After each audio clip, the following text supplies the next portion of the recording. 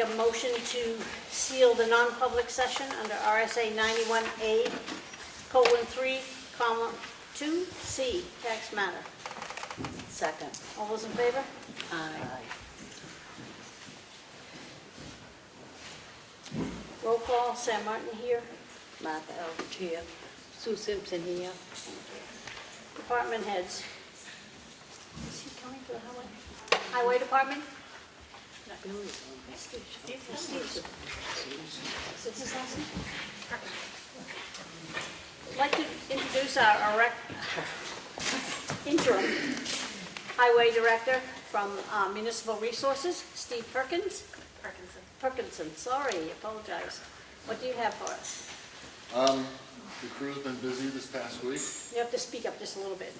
Okay, I will. They're working on the new sidewalk area along Main Street, removing some existing pavement to make room for the new sidewalk. Tri-State curb is supposed to be in this Wednesday, weather permitting, to start putting the curb in that project. They've graded, watered, and applied calcium on Connor Pond Road, Moody Pond Road, and Ossipee Mountain Road. They've cleaned the drains on Valley Road, Roland Park, and the Bays area. They've continued roadside mowing on Granite Road. We hauled compost from our transfer station to the pit area for composting operation. They installed some new street name signs. We added shoulder gravel to the Ossipee Lake Drive. And things are progressing on the Route 16 project with DOT. They slid the new bridge into place on one of the project areas, and they're on schedule for the other two bridge work as well. How long will they be tearing up, do you know? I know that they've been grinding up the pavement. I would say probably putting down some base binder in the next couple of weeks. Okay. Thank you. It's nice to see the highway department doing highway. Thank you. Police department, Joe DeShane, our chief. These are the stats for the month of September. You're welcome. Just set them on the chair if you want. We have extra copies of the police department stats right here for the month of September if anybody wants them. It was a busy month with a total dispatch calls of 2,094. We made 10 arrests that month. It's important to note with the bridge construction over the weekend that was closed down, it went as good as it could considering. I know Newman Drew Road was hectic. My officers conducted, I think, no less than 24 directed patrols and several motor vehicle stops up there. So they did a good job trying to keep it at bay as best they could. The new canines training is going very well. He's doing very good, and I know you're going to take part in viewing some of that as well. So, other than that, business as usual. Stay safe. Thank you. Thank you. Recreation department, Greg? I'd like to start off by thanking the Ossipee Main Street program for donating a message center that's over at the new playground, as well as a sign that will be put up at a later date. And other than that, the only thing I have is on Tuesday, November 26th, at the town hall, we're going to be hosting a snow machine safety class. Oh, great. So the way that week works is it's kind of like the kids have like a school vacation because that's when they do parent-teachers conference. So if any kid that's 12 years old is welcome to sign up. We do have a limit of 20, but if any parent's looking for a safe environment for the kid to be that day, please give me a call. Great, thank you. It's been a long time since we've had that. Town clerk tax collector, Kelly Steele. Okay, the town clerk for the month of September, we did a little under $109,000 come through our office, and that included autos, boats, certified to the vital records, birth certificates, death certificates, marriage license, dogs, and that's what we did for the town clerk. And the tax collector, we brought in $202,000 for taxes. And we still have out 1.141 million out there total. total, Right, and that does include water and sewer because that's part of our income too. okay. So that's that's where we are now. Thank you. Transfer station, Brewster? Brewster Vidum, sorry. That's all right. We did our normal recycling, we did 5 bales. And Saturday, we had our Earth Day, and we took in 543 cars. We took in 96 electronics, 272 tires, 80 air conditioners and refrigerators, and 54 propane tanks. And we also shipped out 22 pallets of TVs this week. Was there an overabundance of mattresses? No more than usual, but there was quite a few. Oh, yeah. We built 13 dumpsters of trash. You don't have any idea how many mattresses came through? No. Thank you. Water and sewer? Bo Eldridge, he's not here tonight, he's already told me he wouldn't be here. He submitted his report. Zoning enforcement, Steve McConkey? We probably got 4 to 5 new homes that went up last month alone. Still keeping up track with Westwood Shores. That's keeping us very busy, and there's multiple additions and add-ons to people building on homes. Good. Thank you. How's the auto parts coming? They got the green light. The super was there last Friday. I spoke with them. They should be in there anytime this week. There wouldn't probably be 2 months worth of work. So they're You going open the door. to fix the wall. Okay, great. Thank you. I'm going to open the meeting to public input. Seeing none, I'm going to move on.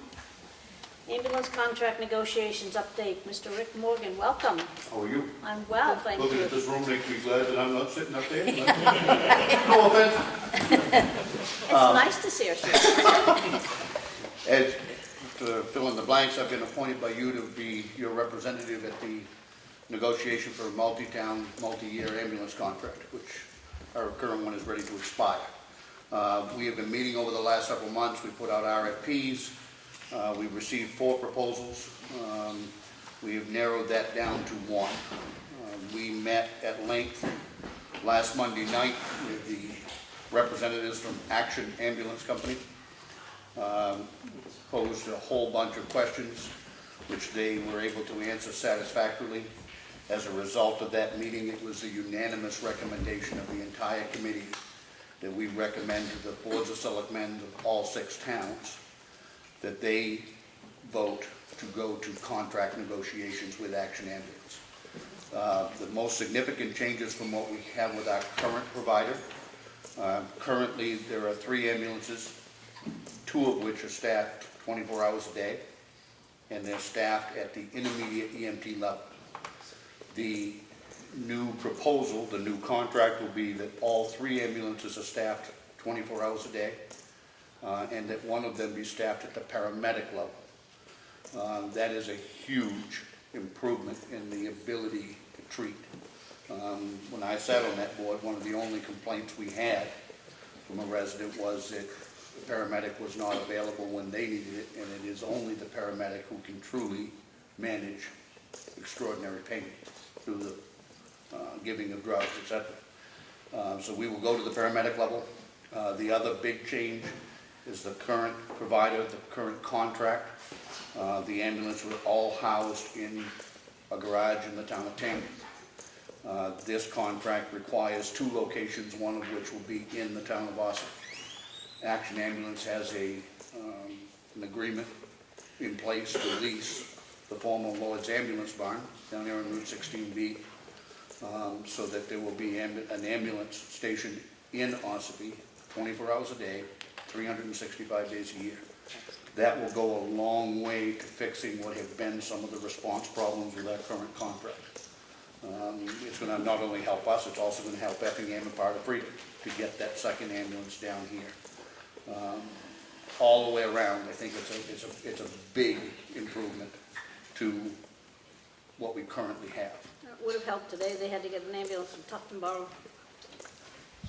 It's going to make a difference. Just having that third one staffed 24 hours a day. Action Ambulance is a really well-established ambulance company. They currently own 42 ambulances. So their ability to backfill is much higher than some.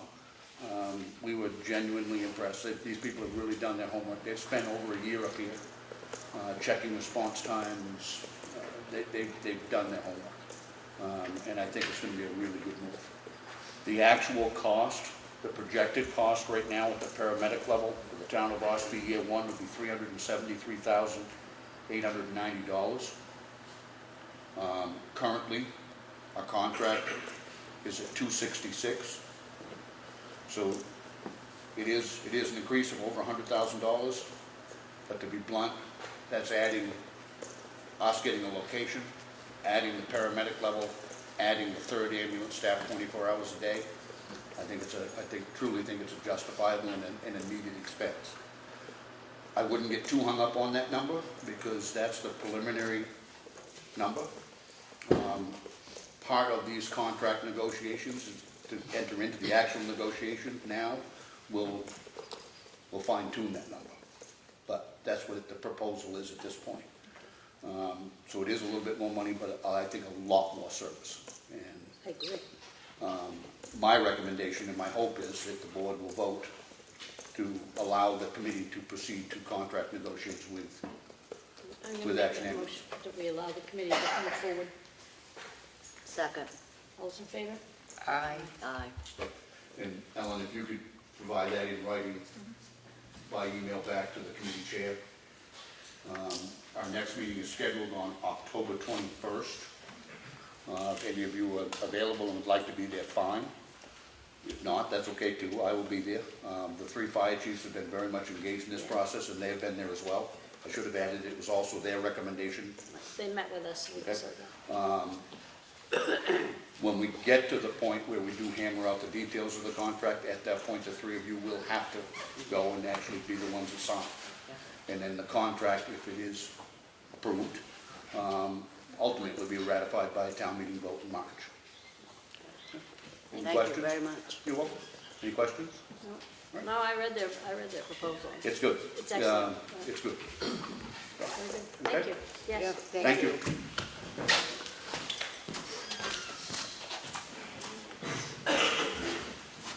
I'll make a motion to approve the minutes, Selectmen's minutes from Monday, September 30th, 2019. Second. All those in favor? Aye.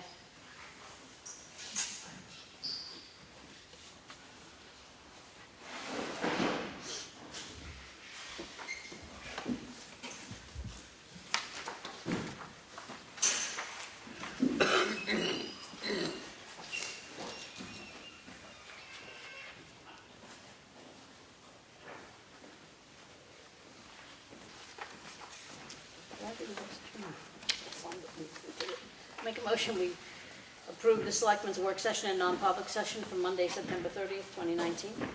Second. All those in favor? Aye. You want me to put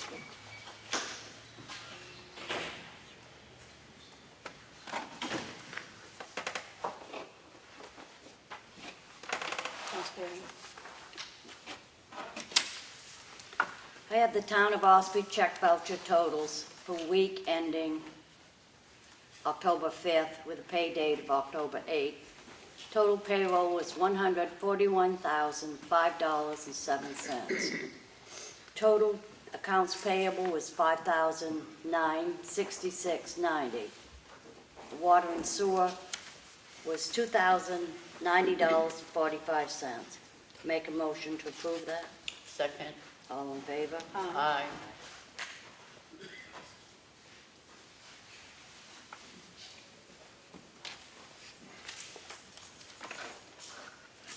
I have the payroll reimbursement request for the water and sewer department for week ending October 5th, pay date of October 8th. Total was $3,687.12. Make a motion, we approve that. Second. All in favor? Aye. Aye. Aye.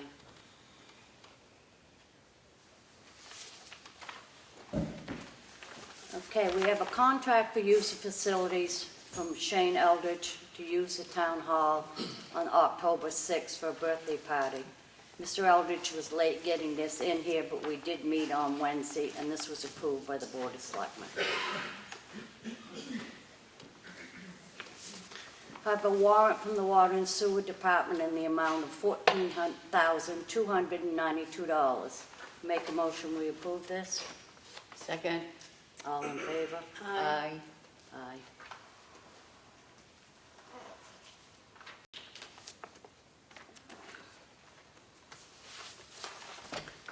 I have a notice from the planning board, notice of decision for case number 19-6 SPR John W. Jedry Jr. of 16 Polycrossing Road, tax map 244, lot 2, was granted a site plan review to construct a 40 by 80 steel building for a shop to house equipment and tools and conduct maintenance on his own equipment, and to add a generator for heat, lights, and power to this building.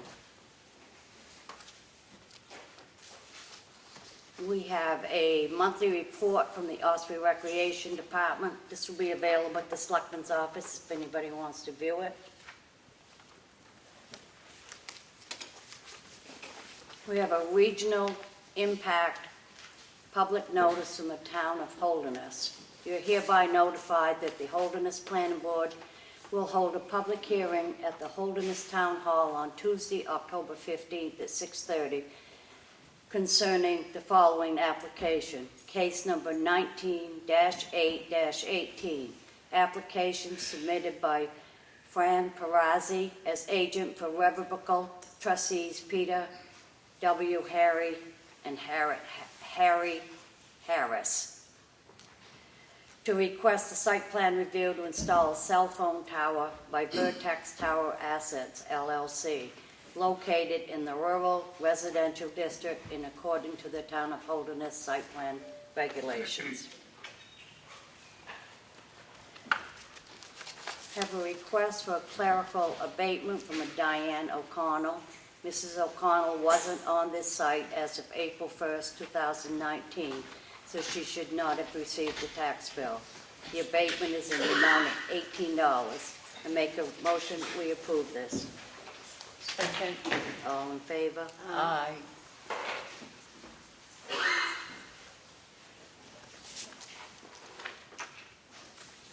A request for a clerical abatement from Ryan and Nancy Moran. Mr. Moran had his camper registered as of April 1st. He should not have been taxed for this camper, only the deck. The amount of the abatement is $147. Make a motion, we approve this. Second. All in favor? Aye. Aye.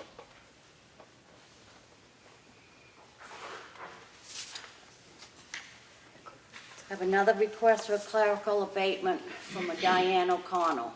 Ms. O'Connell wasn't on the site as of April 1st, 2018, so she should not have received a tax bill.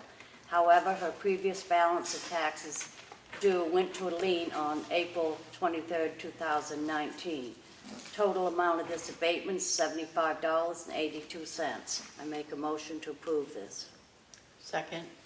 All in favor? Aye. Aye.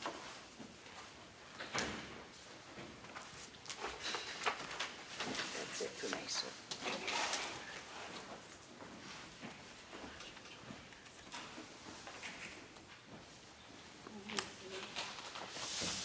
Okay, these are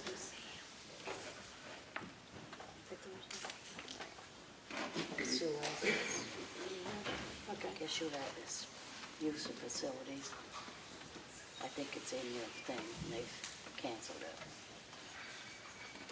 Oh, I think it's part of what you got there. Okay. I have the highway work log, which has already been spoken about, and that will be on file in the Selectmen's office. Also, the transfer station work log, which has been discussed, and that will be on file in the Selectmen's office. I have a contract for use of facilities.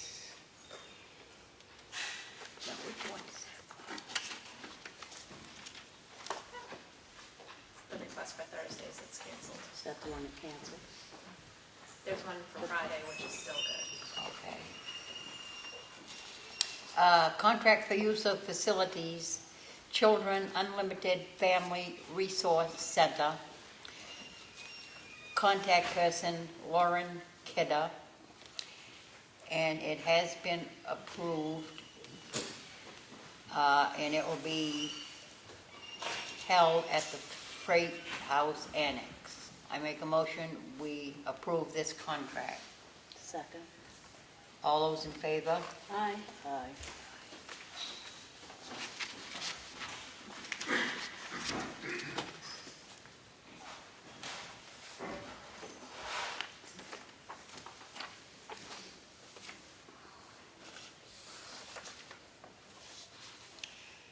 I have a contract for use of facilities, the Ossipee Historical Society. Is that the canceled one? Contact person Kelly Skihan for their annual meeting to be held on October 15, 4:30 to 8 in the Town Hall gym. Schedule has been okayed, and I make a motion that we approve this use of facilities. Second. All those in favor? Aye.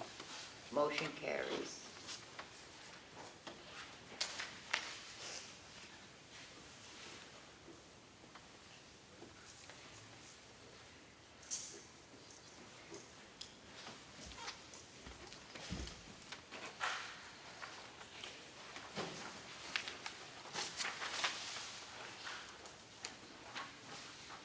I have a notice of intent to cut wood or timber, map 274, lot 1, name of access road, Hodgson Road, acreage of lot 119, acreage of cut 70. It's for Ossipee aggregates, and the logger is Greenleaf Products.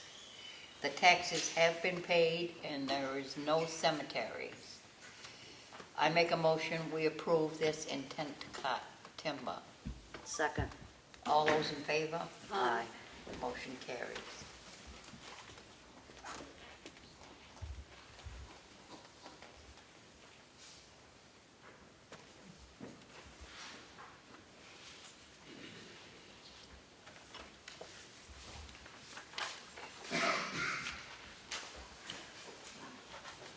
And I have a Public Works Department weekly report, which has already been discussed, and that will be on file in the Selectmen's office.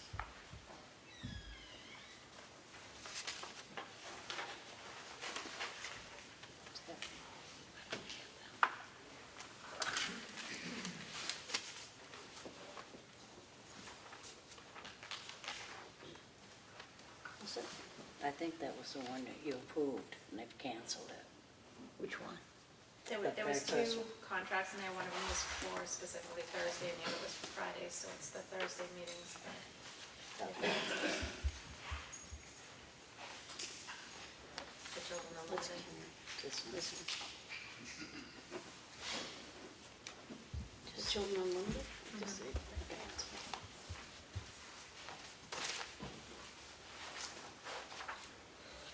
After reviewing the air conditioning estimates for the installation of new mini-split systems in the OCC building, I would recommend all temp services for the contractor for the sum of $12,780, submitted by Stephen R. McConaty, our government buildings director. I make a motion that we accept this bid, grant this bid, sorry. Second. All those in favor? Aye. Aye.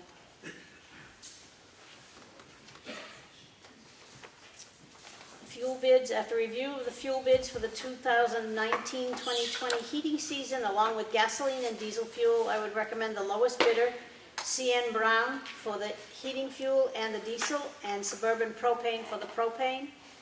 I make a motion that we grant these two bids to these two companies. Second. All those in favor? Aye.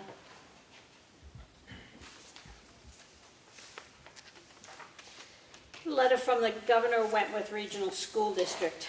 Dear Board of Selectmen, the town of Ossipee, beginning in June, without authorization from the school board, has been operating on its own payment schedule, ignoring the school board's decision on August 12th to continue with the district's current payment schedule adhered to by every other town.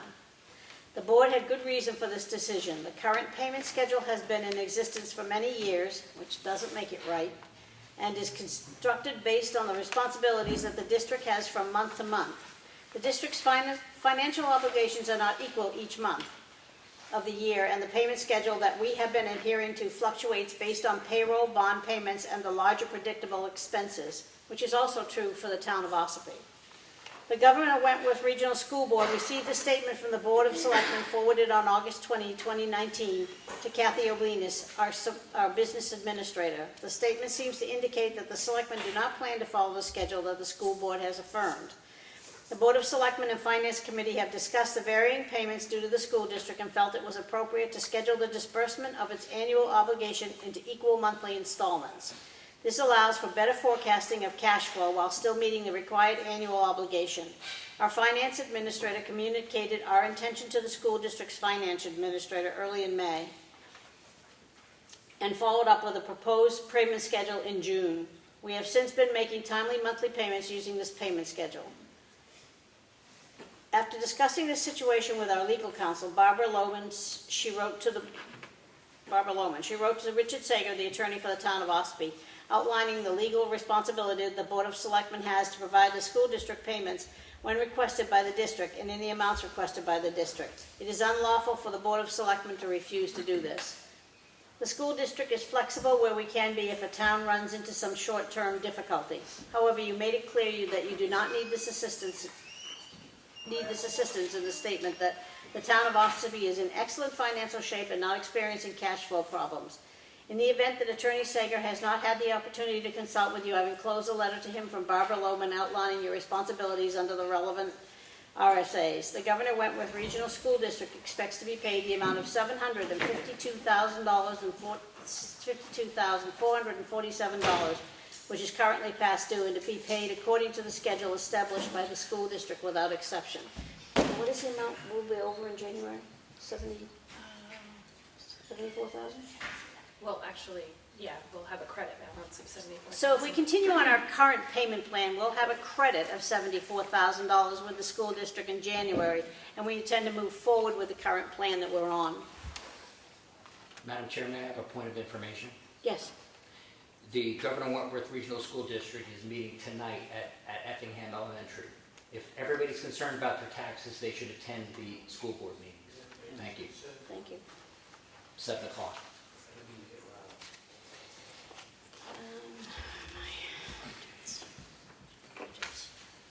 That's awesome.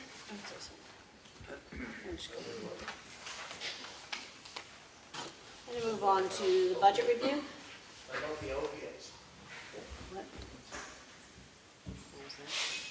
I'm sorry? Everybody's looking, but I don't know if you want to see what my family looks like. They're buried over at Brookfield Cemetery.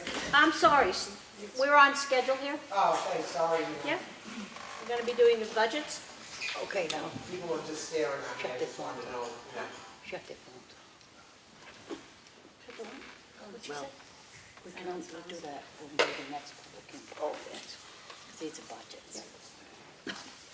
Should have done in the beginning. So town clerk tax collector is first, Kelly Skian.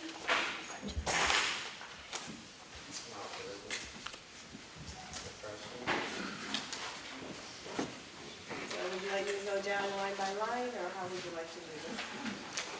What's your preference? Fellow members, one by line? Yeah, Yes. fine. Okay, so the salaries are $187,000. Part-time wages is $4,500.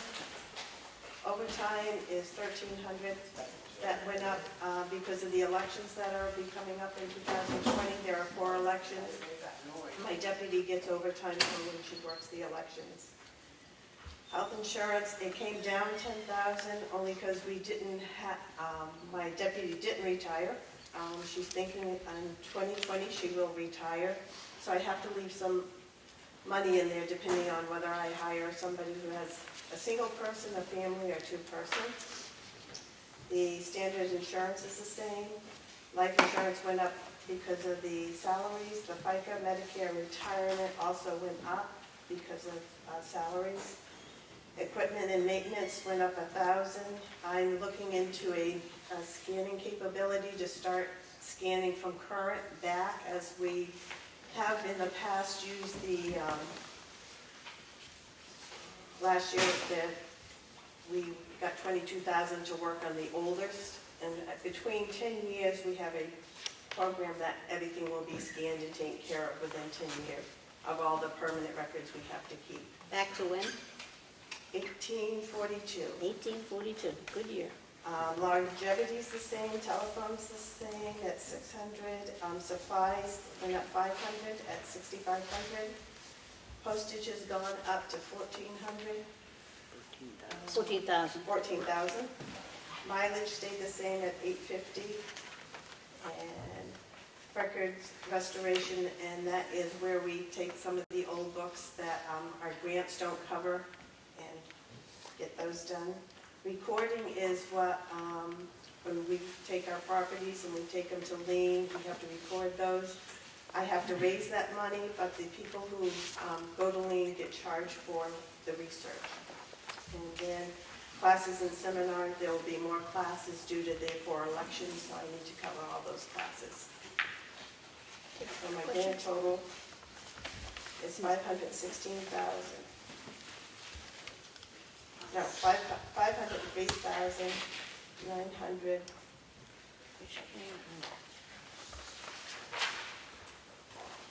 So 330,425. It's up 6,000. Yeah. Whatever you questions. I have a question, but I had a comment. Kelly, when I am the Budget Committee's representative this year, and I had kind of led them to believe that this year when the budgets were submitted, they would be in more detail, more of a breakdown, so that when they look at what they get and the attachment from the department head, they'd have a better idea of what the department head will be spending their money on this So year. I do have sheets, and I didn't know if you wanted them or just the budget. Yeah. That I do list them out here, Okay, and I can make copies for all the budget that'd be committee. fine. Okay. Yep. Is everything broken down, salaries and everything Yep, else? that's broken down to overtime. All right, Okay, great, very yeah, good. thank you. Yep, thank you. Okay, I make a motion, we take this under advisement. Second. All's in favor? Aye. Aye. Elections, Kelly? And I will start with ballot clerks. They're up to 10,700 again this year. We're going from 1 election last year, this year, to 4 for 2020. The moderator stayed the same at 900. The FICA, Medicare, retirement, they also went up according to the salaries. Advertisement went up because of the 4 elections. I have to advertise all 4. Supplies have gone up because I will need more equipment, supplies and stuff. Postage goes up. We do have a number of absentee ballots during this year, and that's what the postage is for. The ballots have gone up. We pay for the town ballots and the programming of the machine, but for the state primary, the federal primary, and the general election, the state pays for the ballots, but we have to pay for the programming of our machine. That's what that's for. And the maintenance is a yearly maintenance of $325. Make a motion, we take this under advisement. Second. All those in favor? Aye. Registration.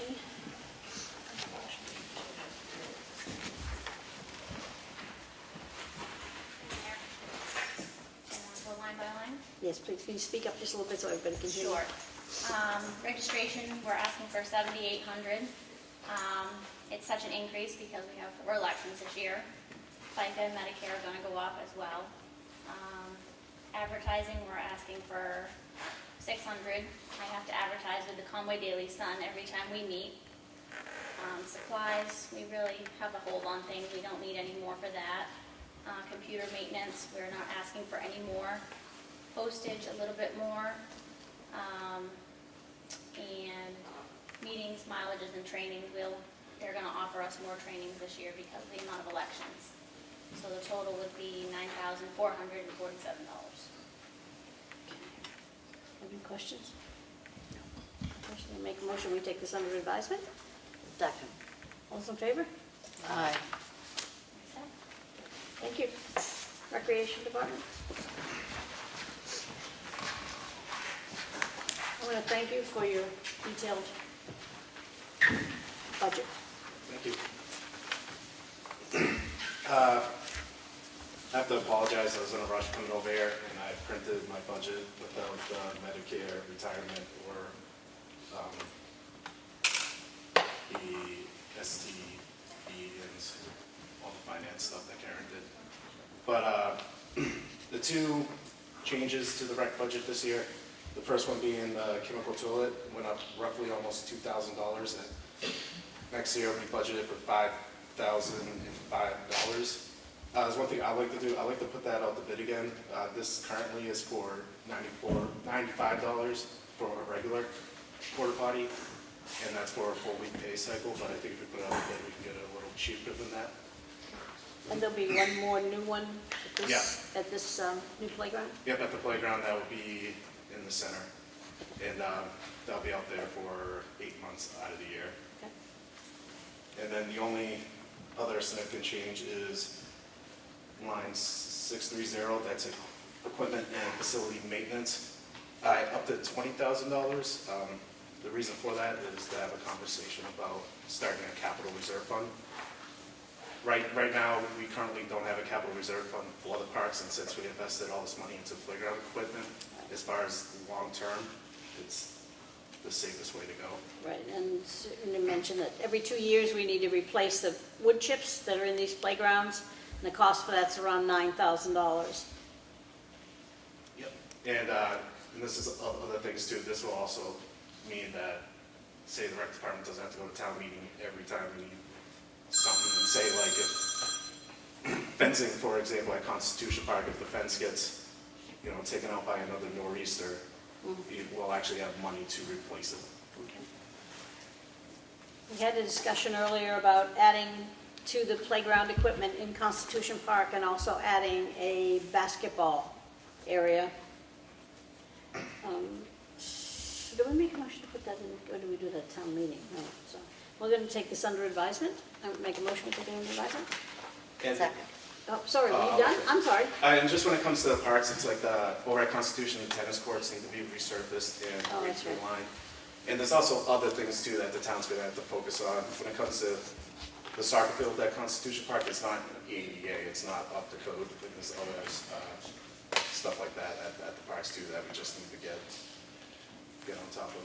So I think the capital reserve fund is the easiest way to do it. Makes a lot of sense. Yep. It does. Sorry, I didn't mean to cut you off. Oh, it's okay. Okay, now we're going to make a motion to take it under advisement. Second. All those in favor? Aye. Thank you. Thank you, Craig. Nice job.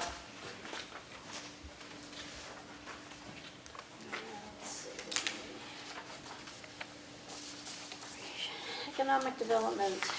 We've got a note from Ash, and their level funded. He will not be here tonight. I make a motion that we take this under advisement. Second. All those in favor? Aye. Aye. Government buildings? Steve. He left, he was not feeling well. He's not feeling well. Do you want to discuss it? Yeah, I can discuss it. Steve left. He's not feeling well. The government buildings budget request for this year is $201,397. That's a reduction of $26,881. The government buildings budget is responsible for the salary and applicable taxes for the general laborer position as well as our cleaner. So that is about $69,500 in wages plus, like I said, the applicable taxes. Steve and I went through this budget. This is the first year that Steve has been in charge of the government building, so he really wanted to get a feel for it. He was handed a budget that was not prepared by him last year. So we just went through and we looked at some historical expenditures over the past couple of years, what we've expended this year, and felt that there was a couple of significant reductions that could have been made. One of them is in the gas and diesel line. each department budgets for their gas and diesel consumption, and it's initially expensed to this government buildings, and then it's journal entered off to the individual departments. But tucked in there was a cushion per se for if there was a fluctuation in the fuel rates, whether the gas decided to double or triple, and the same thing with diesel. So just, again, looking at the historical forecast and future forecasts, we had about $24,000 sitting in that line item. To date, we've only expended $146. That's not to say that the cost of fuel is going to go up in time, but we thought that that was rather inflated, so we reduced that line item by $20,000. The electricity consumption, we're in partnership with Lakes Region Planning Commission with an aggregate supplier. Just based on what we've expended to date, we're on track to spend a little bit less than what was previously budgeted at $25,000, so we reduced that one. And the same thing with the heating oil expenditure for all buildings, with the exception of the town hall that has its own line item. So those three line items obviously come up to about $28,000 in reduction, and that's offset by the increases in the wage and applicable taxes for the 2%. I think that covers it. Do you have any questions? No. You said 28,000 minus. So there is an increase in the wages. There's a 2% union contract increase that we have to figure, plus the applicable taxes, and then, so that offsets the overall reduction. I think the budget is pretty firm as it sets. We're not going to be cutting out or reducing services for that individual budget. So for 2019, we adopted $228,278. Year-to-date expenditures are $129,785, and the proposed budget for 2020 is $201,397. So I'm going to make a motion that we take this under advisement. Second. All those in favor? Aye.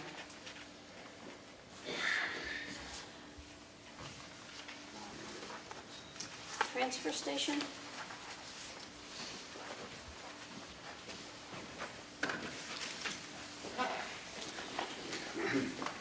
Well, the biggest change I'm doing is, like to do is add a full-time person over to the transfer station. And that's the biggest change. Other than that, everything is pretty close to what it was last year. So last year's adopted budget was $502,962, and requested for 2020 is $584,221, increase of $81,259.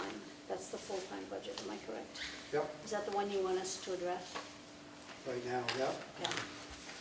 Okay, I'm going to make a motion to, do you have any other comments? No, Does anybody have any questions? No, but I was under the impression that Brewster has submitted us if we hire a full-time person, a part-time person, or if we just stay with what we have. Because we have 3 budgets here, I'd like to take some time to review these before I actually vote on it. We're not going to vote on it, we're just going to take them under advisement, so we can address It's it. fine. Okay, we'll make a motion, we take it under advisement. Second. All those in favor?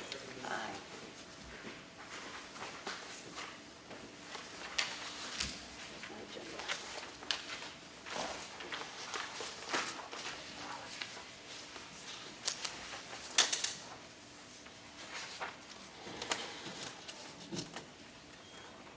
Business. Main Street Sidewalk Project, old business. Steve? Says here the work is to commence the week of 10/7. So that you mentioned earlier that we'll be putting the curbing in, or you're just meeting with them? No, they anticipate starting on Wednesday. Okay, This morning, as a matter of fact, to go over the project again. okay. And the Whittier Covered Bridge? He hasn't delved into that yet. I can comment that I went to the first part of 2 for the LPA certification, did the labor compliance training on Friday. I will be taking the second half of that on the 24th, which will then open us back up for having an LPA a certified individual with the town to be able to accept federal funds, but I kind of took that off of Steve's plate since I was involved with it. And Kind of picked up the pieces. It's I also- want him to focus on what he's doing. It's also good to have another person that's certified. Fuel and heating oil supply awards, that's done. Okay, thank you, Steve. Windsocks Village and Soaring Heights, preliminary assessment concerns. So, I'm going to set some rules. Is everybody's phone off? Thank you. I better check mine. Okay, there will be, the board will make a statement, there are to be no personal attacks on anybody in the audience or anybody addressing the audience. There'll be no disrespect for anyone. We've met with Todd. We have some information here on basic common revow questions, and we have some other information in the Selectmen's office. Please, no crosstalk in the audience. If you want to have a conversation, please take it outside in the hall. And if this gets out of hand, I will ask the officers to clear the room. So, you have 3 minutes. We're going to time you again, as we did last week. If a question is asked and answered, we will say that if another person brings it up. So, let's do.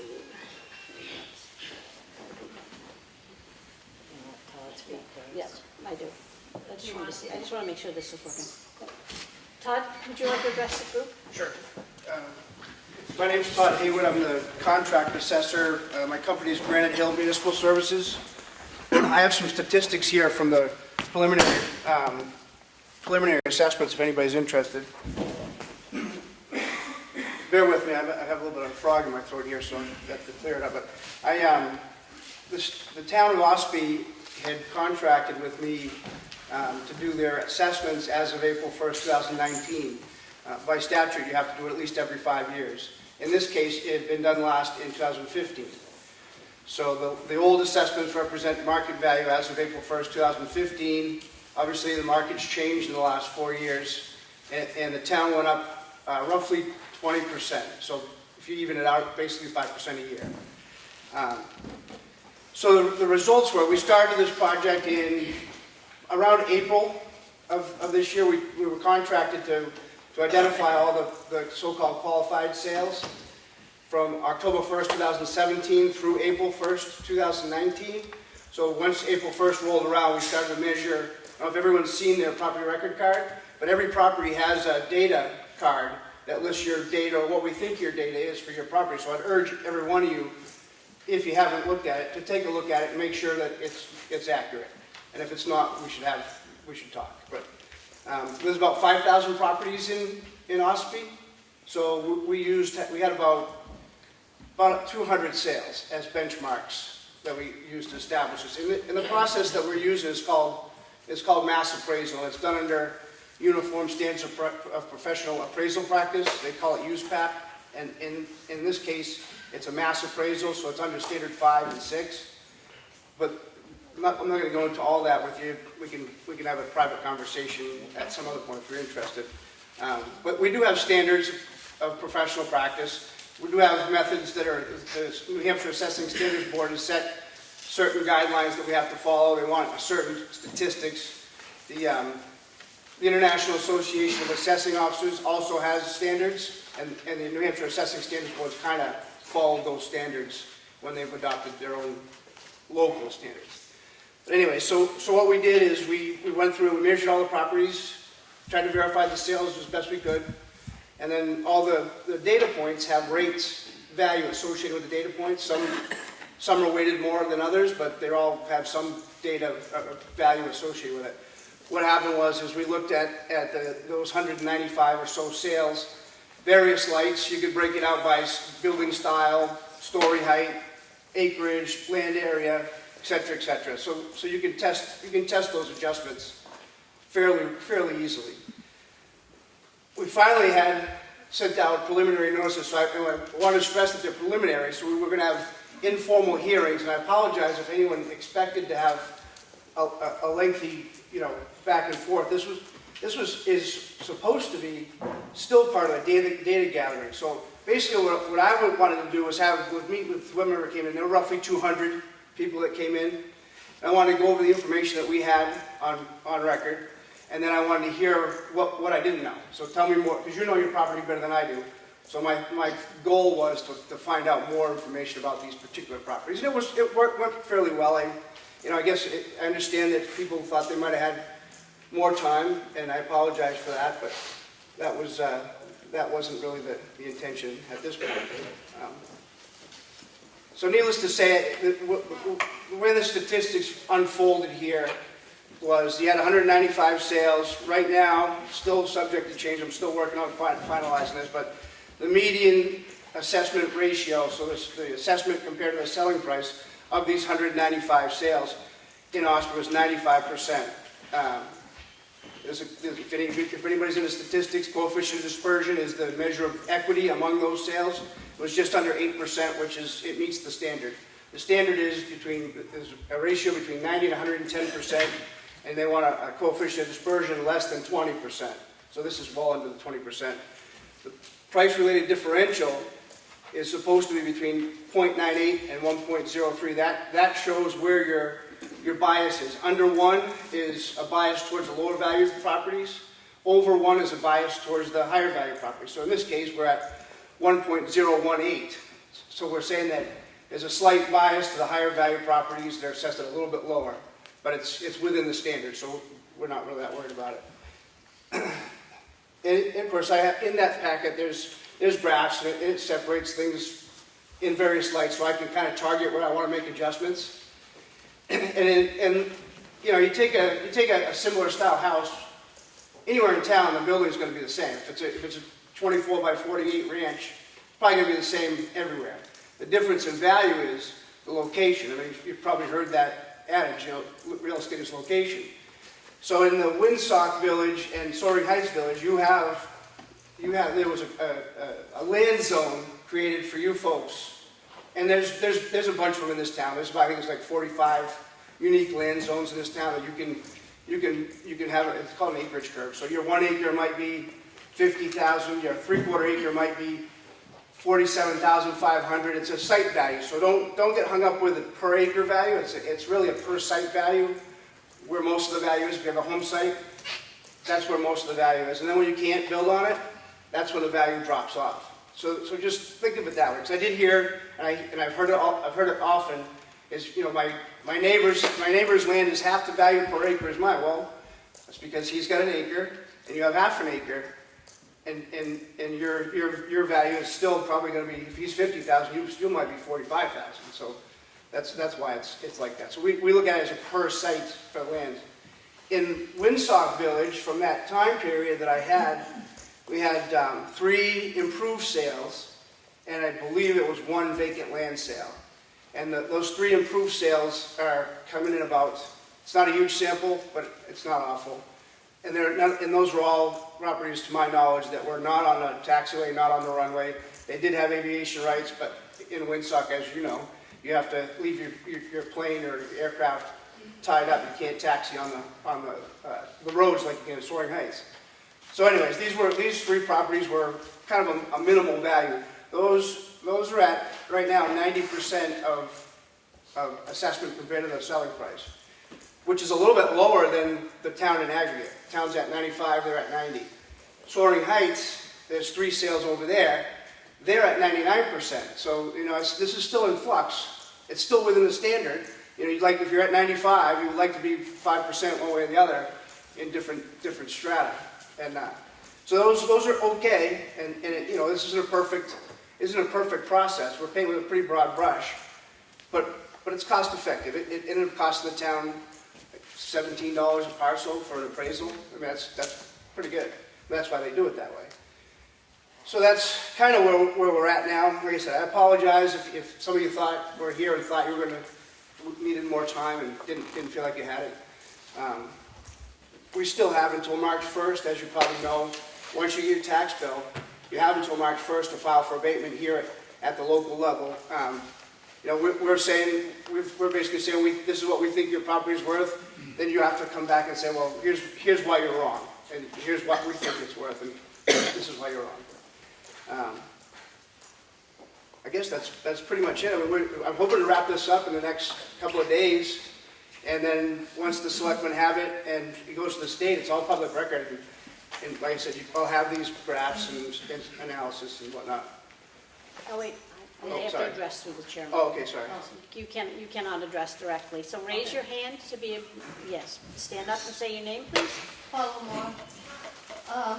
We understand all the numbers you're talking about, but you put us in a little separate class. Yeah. And our little separate class did not anywhere perform like the rest of the market in all of Ossipee. And our big problem, which you're not talking about, is the value of the land. I mean, how does our value go up for a piece of land, or for a land?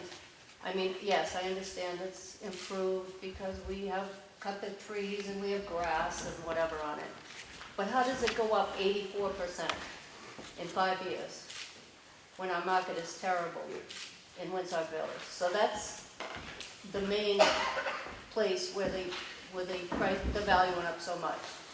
Now, I did go in and get my assessment card, what's today, Monday? I went in on Friday, and I see that you did lower the value. But it's still a high percent. So You know, go ahead. I just want to find the exact number. So from 2015 to 2019, Yeah. the land value, after you gave me the reduction, is still at 54%. Right. How is that possible? So that's based on the sales that happened. What sales? So you have, We so you had one have sale. 3 sales in combined. Okay. The vacant land right now, those sales are at 82% and 90%, so they're both low, based on those sales. Like I said, there's 3 sales, not a great sample, but it's better than nothing. And then you have the improved property sales, so the Supreme Court But says, you're talking 82 and 90% of the whole town of Ossipee. no. So the sale, for example, if this property, if property X sold for $45,000 and it's assessed at $37,000, that's 90%, roughly. So it's under 10% less than what it sold for. Town's at 95, so it's actually a little bit low. If you have two of these other sales, and it's not a great sample, but if you have 2 others, one was on a taxiway, one was on the runway, three weren't on the. But still, the percentage that it went up Right. was So- still Right. extraordinary, Right, so that's based on the sale, so. I mean, based on sales Right. in our area. Right, How can that be? The highest priced lot that we had for sale was 70,000. yep, there's one for 70, one for 60, and one for 42, Okay, and they're assessed at less than that, all of them. those are all assessed lots. Right, And ours No are assessed, cross conversation, please. Thank you. We cannot hear. ours assessed, all right, so on a runway for, you had it at 128.7. yeah, How does it get to 128.7? I realize we cut some It's not. trees and planted the grass and Yeah. whatever. that's an improved site, Yes, not the vacant land, no. because I was talking about the vacant land. Okay, so the vacant land, Is under-assessed over there, right now. Not dramatically, but it is a little bit low.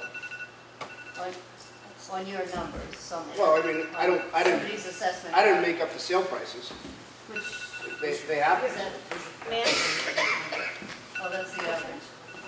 Paula? 3 minutes. Time, she's saying the time. Oh, my time is up? Okay. But I appreciate your information was excellent. I did take the time to look at it. I appreciate you doing that for me. A lot of it was I'll help you time more. adjustments. I'll help you more if you. Right, but a lot of it was time adjustments too. So they're a little bit older, so if you adjusted 5% a year, those older sales would have come in pretty close to what they were assessed for with a time adjustment. But anyways. Greg Howard? Greg Howard, West Ossipee, Winsec Village resident. You made mention of these different land zones that have their own unique valuations based on, I'm assuming, geography and certain features that... Could you speak up, please? Could you speak up? Sure. You made mention of approximately 45 land zones in the town, and I'm assuming that the values that you're trying to identify areas that have some commonality, certain features that give them some inherent value that is reflected in the actual sale price of land and buildings. So both improved and unimproved Right. land, correct? Correct. Okay. So for Woodstock Village in Soaring Heights, how is that land curve developed? You've made mention of taking these sales, but when we look at what our assessed land values are, they seem to be inflated over what the sales that were executed for those parcels. I don't think so. No, the guy just mentioned that the vacant land sales, the assessment is less than the selling price on those three. There were only three. And then you had 6 improved, and the bottom line value on those properties is less than what they're selling for. Not dramatic, 95, 90, 90%. I'm going to interrupt you. Sir, if you want to have a conversation, please take it out. Sir, please take your conversation in the hall. Thank you. It's very distracting. Right, so the Supreme Court says you have to, if you're going to appeal the value, it's the bottom line value. It's not whether your bedroom count is affecting the, I mean, that's part of it, but the bottom line is what they want. And that's, I think they call that the Walsh decision. I'd have to double check, but there is case law that says you're supposed to appeal the bottom line. And how you get there, they don't really, as long as you get there and it's consistently applied, they say we've done our job. I mean, we may not like it, but that's what they say. So in terms of these different land curve zones, Yeah.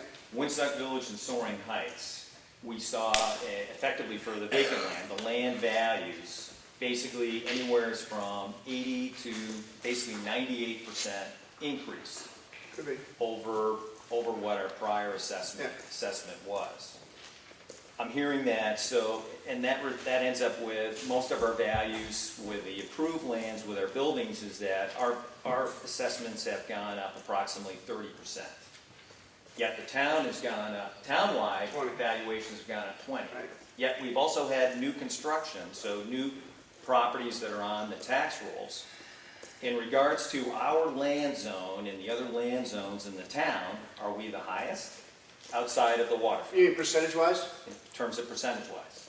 I didn't really track that because last year's assessment didn't matter. I wanted to get it to be this year's value. I don't think so.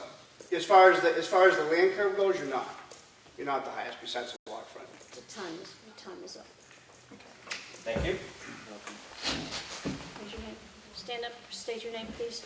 Stephen Chavela, Woodstock Village. Thank you. So you mentioned about 195 sales that you were going off. You only mentioned 3 from the Woodstock/Soaring Heights. So 3 home sales in all of Ossipee pertaining to this area, and you're using the other 192 as a comparison. Do you consider that fair? Because I don't. Go ahead, sir. There were 9 total, 9 sales. Okay, so 9 out of 195. Yeah. So that's a tiny percentage. Did you take in consideration that road maintenance that we have to pay for, the association dues? Like you said yourself, I have aviation rights and beach rights. If I want to sell my home, somebody has to be willing to take those, as part of selling the land also. So I'm not hearing, that you're just comparing these numbers and it's like a broad spectrum, but it's not really reflecting as homeowners in Woodstock, which is very different from Soaring Heights.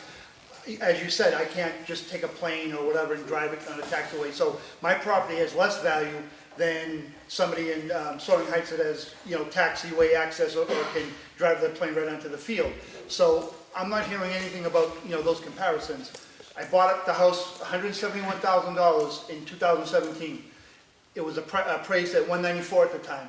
I got a letter saying now it's worth $260,000. So I have no idea how you got to that number, but I haven't had time to obviously meet with you and go over. And I know you said the little things don't matter, but I think the little things do matter. I think you need to put the whole big picture of what my property actually looks like from the time I bought it, damages over the winter, anything that I replaced or didn't replace, on top of the uniqueness of where I live, the fact that I don't have taxi runway access, and 9 sales compared to 195. You really think, sir, that is a fair way to just with your own words, you take the brush and you stroke it and it's acceptable to the courts? Because I read an article that if you assess my property at a higher value than I can sell it, I absolutely have the right to take the town to court to say, hey, I could never possibly sell it for this number, but yet you're saying that I could. So I don't think it's fair to put that kind of a number on me and my daughter, you know, us living there. My taxes go up and I end up in a position where, you know what, maybe I have to sell because I can't afford to live here anymore, and then I can't even sell it for what you're saying I sell it for. So that's really my biggest concern is I bought a couple of years ago, the numbers were right, I did all the work, and now the numbers are skewed, and you're telling me that it's because of 9 homes that sold versus 195. I don't see how you can get to that equation in all fairness. That's what I wanted to say, sir. So the building values can come from the whole 195 sales. So because you're not unique in the type of buildings you have over there. You have ranches, you have capes, you have contemporaries. There's that throughout the whole town. So you can draw most of the property value from those 195 sales because they're similar. They just have similar characteristics. But the difference is the neighborhood. And there's, like I said, there's the Bobston, there's Ossipee Lake Drive, and so there's a bunch of neighborhoods around that have their land curve. So I can stratify the sales and see which neighborhood is high or low, and then adjust the land based on that. Because, like I said, if it's the building value is going to be the same wherever it is, for the most part. I mean, not exactly, because you could be in a neighborhood that either brings up a building value or brings it down. But for all intents and purposes, it could be that you get that building value from the whole 195 sales. And then, you know, the land values, I mean, that's the difference. Is I have those in a separate, I called it a box, put it in a separate box, and you see, okay, I have land zone 10, Soaring Heights, well, they're out there at 90%. Well, everybody else is at 95. So that means they're a little bit low. So that's where you target your adjustments. That's what I'm using that for. But, I mean, Your time is, you're over your time. Actually, he's over my time, but so the last... No, actually, you were over your time. I allowed him to answer. Okay, so the last question is... Sir. May I make a last point? No, you're done, sir. Actually, And with this actually, question, do not, I didn't, Joe. Ma'am, I didn't get a meeting with this gentleman. I didn't get a meeting, I didn't have time to speak with him, and I want to know... Enough. I'm being asked to... Really? That's not appropriate at all, sir. That's not appropriate. I'm a disabled veteran and a retired police officer, and I came here to speak on my valuable time. And it's one simple question, and you've let people run over in many other instances, and you won't give me the right to ask them one final question of when I get to speak with this gentleman to find out the exact numbers so I know where I stand for my family. You won't grant me that? That's inappropriate and unsatisfactory.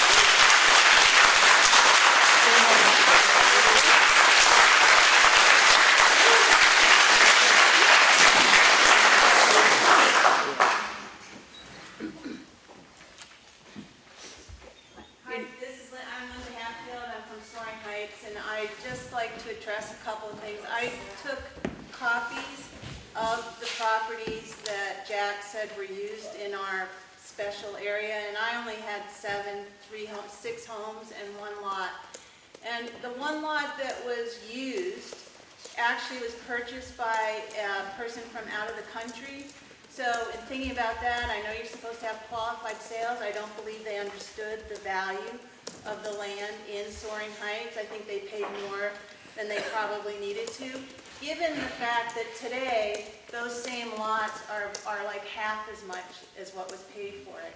And the thing I don't understand when you're looking at market value is when do you take into account the number of days these properties and land are on the market? So for our area, while we may have rights, what I spoke about last week to this board was that our situation is actually less favorable than the rest of the town. We have to sit for many, many months waiting to find a buyer that might want to live in the community that we have. It's not like being on a lake.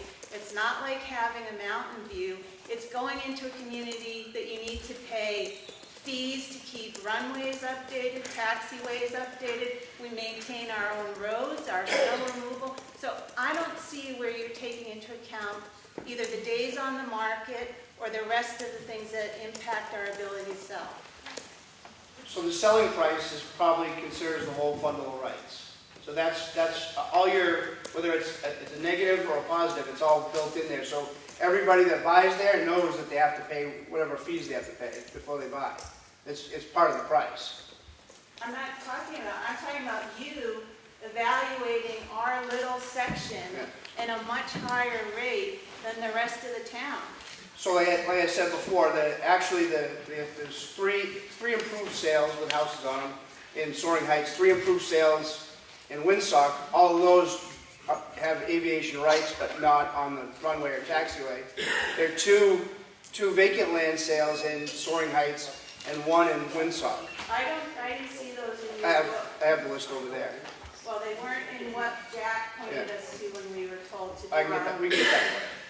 But that's what it is. But you're not answering my question. How do you account for the days on the market? How do you account for the difficulty in selling our properties? So I look at sold properties, so that's already happened. So market value can't take into account anything about the length of time on the market? I would imagine the selling price probably would. That would probably be part of it.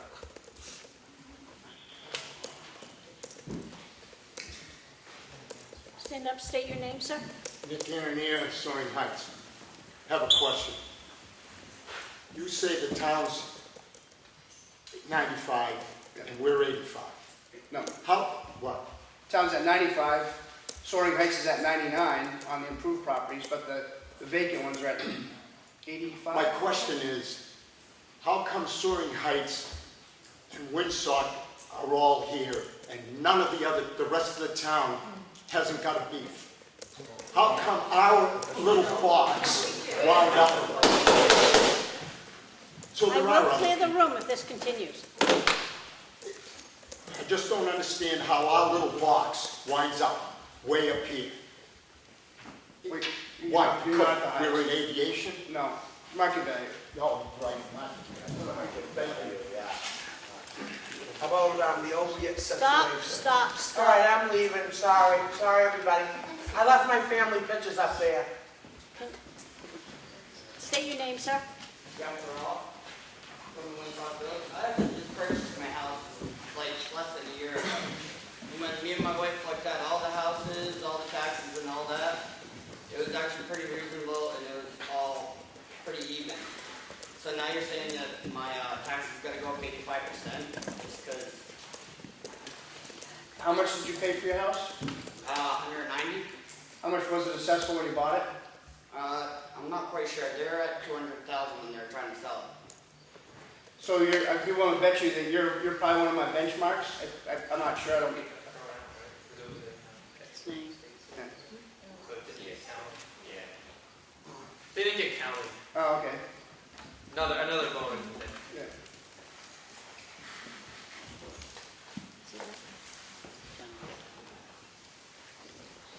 Sir, ma'am, stand up, state your name, please. Lauren Jameson. When you talk about comparing the sales to the assessed values, are you talking about the assessments from 2015? Well, I just a second ago, but what I'm talking about now, this year, when we're finished, these are 2019 values.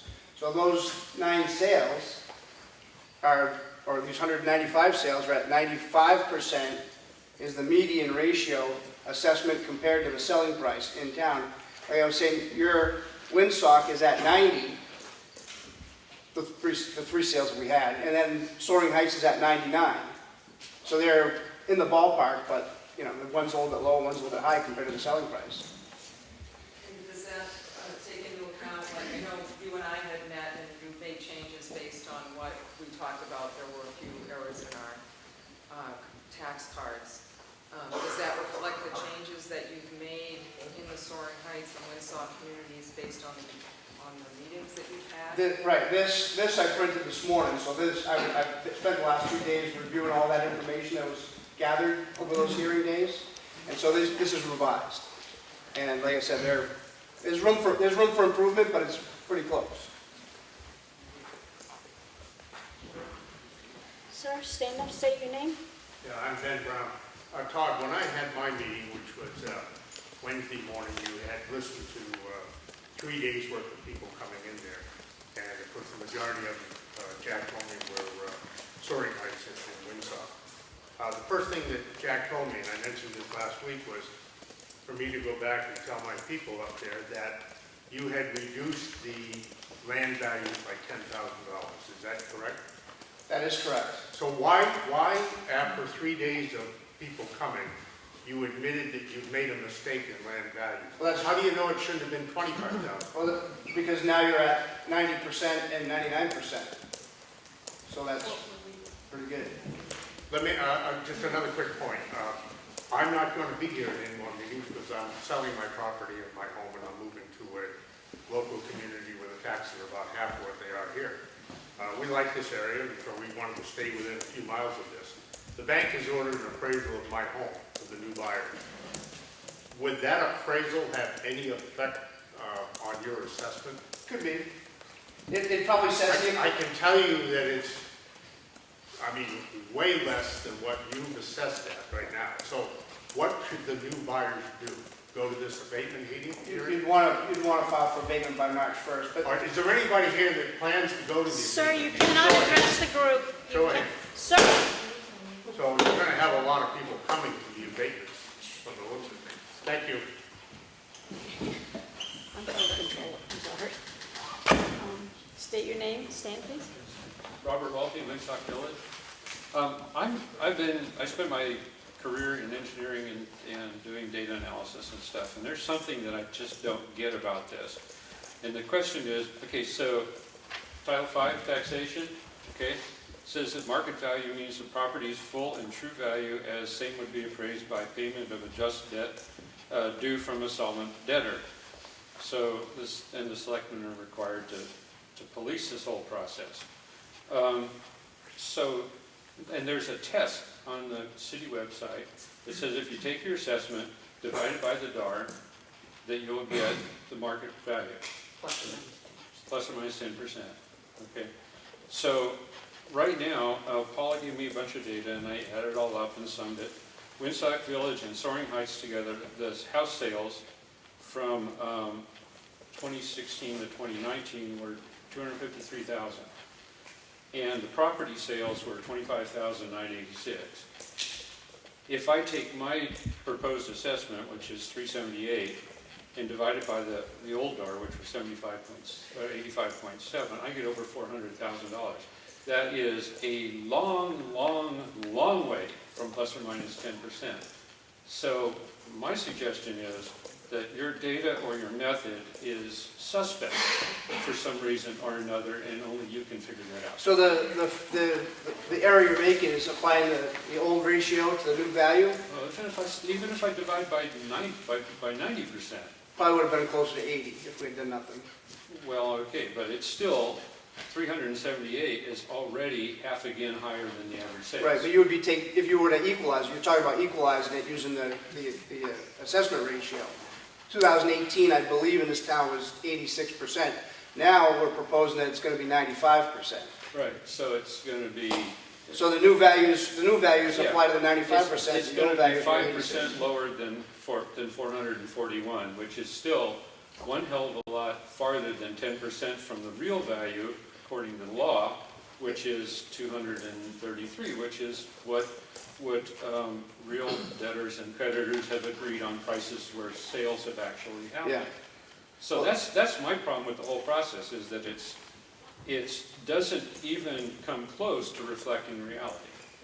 Well, I disagree, but respectfully. Okay, well, thank you, appreciate it. I'm Ian KBN at Woodstock also. So if I understand what you just said, the DRA, which was for 2018, was 87.5. That's what it was for Ossipee, because that's what's on the Ossipee website. Right.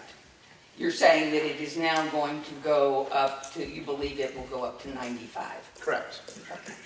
So that will change that, because we bought our house in 2016 for $300,000, and it's now says its market value is 400 and some odd, and we haven't done anything to it. No, but you'd agree that over the 3 years that the town went up 20% in 4, so you're probably, if you evened it, the increase might be 15% more than you paid for it. And that sounds like that's probably the case. I still don't think it comes in plus or minus 10%. The other question I have is, I sincerely doubt that you walked our communities.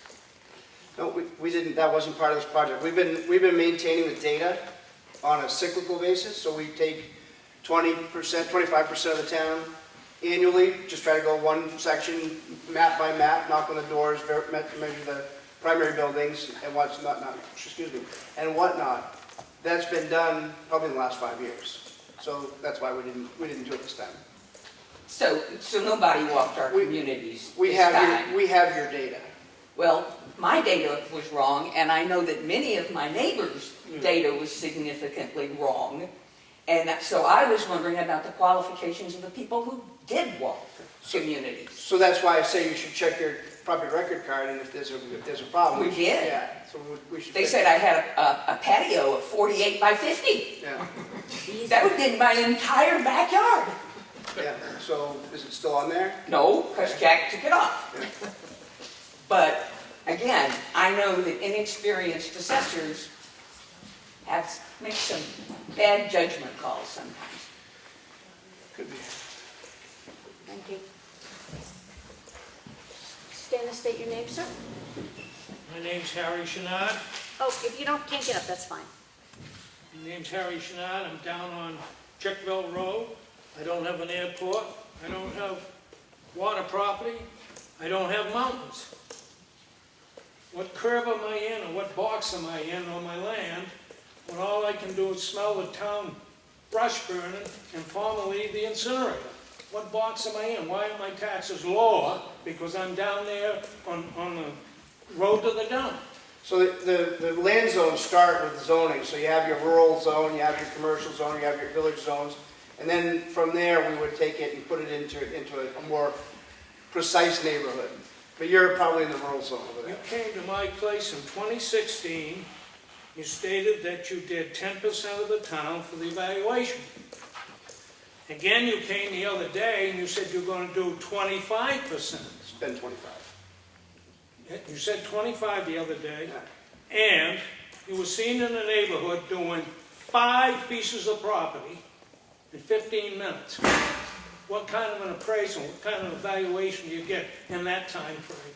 And you wouldn't even give me the courtesy of rolling down your window to talk to me.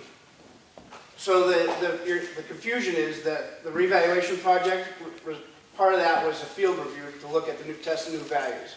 So if you saw me sitting in my car in July and August, I wasn't doing inspections of 5,000 properties that day. I was driving by those properties to look at the new values, make sure I agreed with them, kind of as a quality control. I mean, it's not perfect, but that was part of the process. So that's what you're referring to more recently. Well, I think it was in September that you drove in here, and you didn't spend more than 3 minutes on the property. Yeah, probably not. And there was 5 pieces of property in the neighborhood that you were seen visiting. Right. What kind of an appraisal did you get then? You've probably done it from the office. So that's when we took the data that we already had on file and changed the rates applied to that data, as I mentioned earlier. And this is just a test of those new values. So someone's been there, myself in 2016, by the sounds of it, and probably measured your property that day? Yes, you did. As a matter of fact, you're more thorough than the Hilltop Log Homes, because they're the ones that sold me a log home, which you stated was a post and beam home, and you got more square footage. You got 26 more square feet than what they sold me. I don't think that's right. Thank you. Thank you, sir. Stand and state your name, please. Mary Power, Woodstock Village. I purchased in 2015, have done some home improvements to my very small cottage, along with my neighbor, who has also torn his home down, rebuilt it from scratch. We have about the same square footage. I may have a tad bit more land than he does, but not much. He was assessed $30,000 less than I. I will come look at my tax card and I will direct a phone call to you because that's not right. Thank you. Stand and state your name, sir. Yeah, my name is Ted Roberts, Woodstock Village. Todd, you talk a lot, you have a lot of facts and figures, and you probably have graphs also, and you talk about sales. And one thing I've noticed is very few sales actually over the last several years. Do you look at all at the houses for sale right now? Because I know there's a lot of houses for sale in Woonsock and Soaring Heights. I will look at them, I don't weight those asking prices that much because they haven't sold, and like you said, if They they're, haven't sold. right, and if they're on the market for an extended period of time, it's probably because they're asking too much money for it.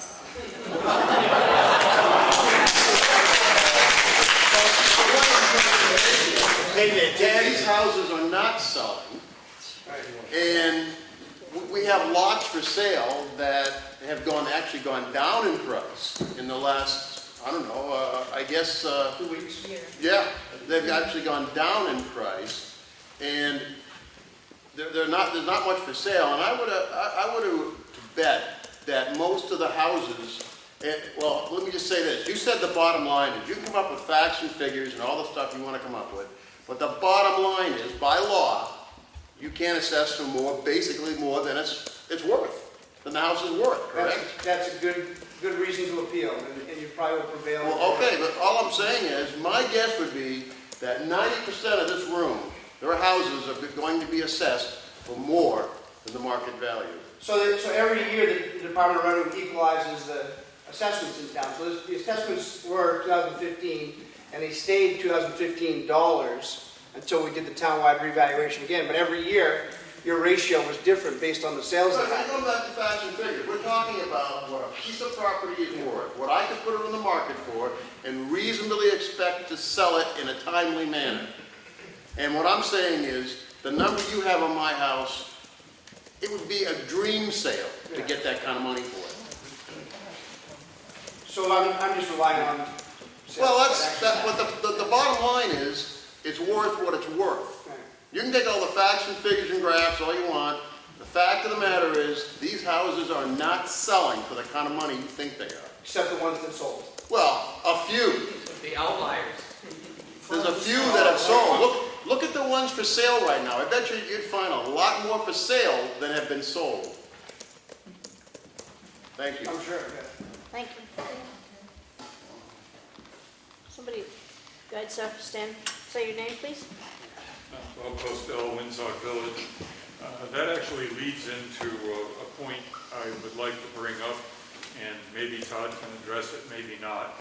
But 5 years ago, we went through a similar dispute when the Woonsock and Soaring Heights valuations appeared to be significantly out of whack with the rest of the town. And last time, we elected to do it by having a delegation come in, deal with Todd, deal with the then Selectmen, and with someone from the assessor's office. And in the end, there was pretty much a blanket reduction of the proposed new assessed values.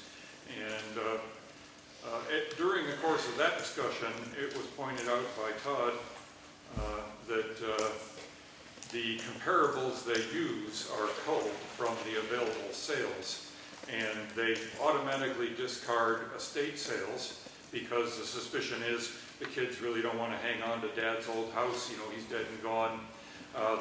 They'll sell it to move, so they throw it out as a possibly erroneous piece of data.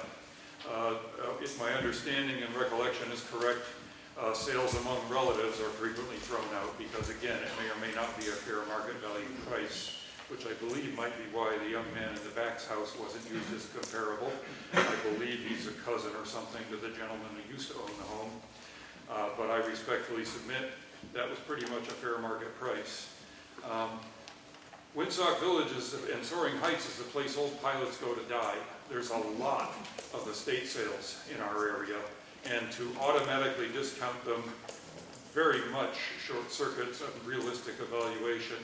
Same thing with discounting sales that look a little low and only he's cherry picking good sales basically. Houses are on the market for years in our neighborhood before they sell, and I would bet you money the ones he says are priced too high to sell, most of them are probably appraised or are listed for sale at somewhere around what he says the house is worth, but they're not selling. It takes years to move a place. Every once in a while you get someone, it was mentioned, someone from outside this country bought a lot recently and probably paid far more than it was worth. I was the same when I moved up here almost 15 years ago. I was calibrated in Long Island, close to New York City dollars. I was flying out of New York City airports. I didn't do due diligence. I paid way more than my property was worth.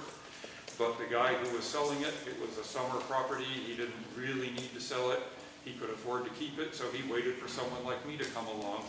But it was a very overinflated price, and I'll bet you that's one of the sales that was used during the assessment 15 years ago. The comparables that are being used are totally distorting the perceived value of windsock and soaring heights. Also, we're talking valuation increases of 80, 90, 60%. He says average of 20%. I haven't seen a single increase below 20%, and I've looked at a lot of them. Thank you. There should be above and below, not all above. Dan, state your name. Aquila Darjian, Windsor Village. A lot of sales in Windsor Village actually are quietly sold homes, not on MLS, not with an agent's help. And I'm assuming that you don't look at them because you don't consider them qualified sales, correct? I look at them, but usually part of the definition of an arm's length transaction is being sufficiently market exposed to the general population. So if the general population doesn't have a chance to see it, it's kind of not meeting that test. So in June of this year, we just bought a home at Windsor Village that had a tarp on the roof for the last 5 years. I could actually do a flip this home show if I would show you the pictures of this home inside and out. Yeah. You originally had an assessment in 2015 at $244,500. Again, the roof was covered with a tarp for the last 5 years.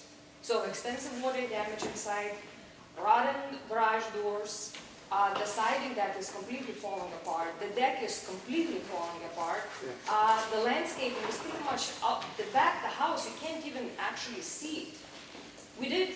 We'll only actually put the roof on so far, and the assessment from 2015 from $244,500, now it's at $325,000. If you could find me a buyer for half that price, I would be happy to let this home go right now. How can you come up with this price on a home that is complete rehab?